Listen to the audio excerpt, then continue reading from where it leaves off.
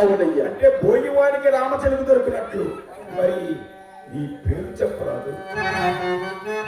అయ్యా, నేను హరిశ్చంద్రుడు. ఈమె నా భార్య చంద్రమతయ్య.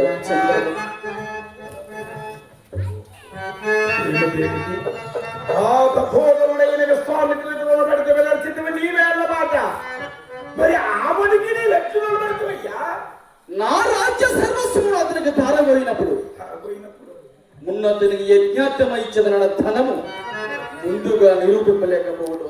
అమాయకుడా అమాయకుడా, దీనికి పత్రములు గాని సాక్షులు గాని ఎవరైనా ఉన్నారా? అయ్యా, సత్యశీల మీ పత్రములు మా ప్రజల చిత్తములే సాక్ష్యములయ్యా. ప్రాణములైన పత్రములను సాక్ష్యములను నిశ్చాపములకి ఇల్లాలను నమ్ముకుంటున్నావా?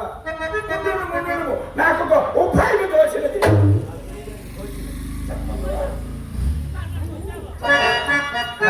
స్వామిత్ర వద్దకు తీసుకుని పోయి మీకు ఈ సొమ్ము ఇయ్యరాదని రాయి అప్పుడే విశ్వామిత్రుడు ఏం చేయదు? రావాయి నాతో. నీకిప్పుడు పెద్దల సహాయం కూడా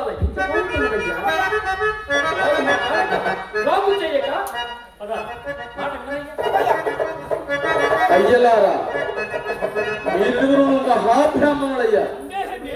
అయినను ఊరకుడు మహత్త, మీరెవ్వరి సహాయం నాకు అక్కరలేదు. నా సత్యమైన నరసింహమలిగిన కానీ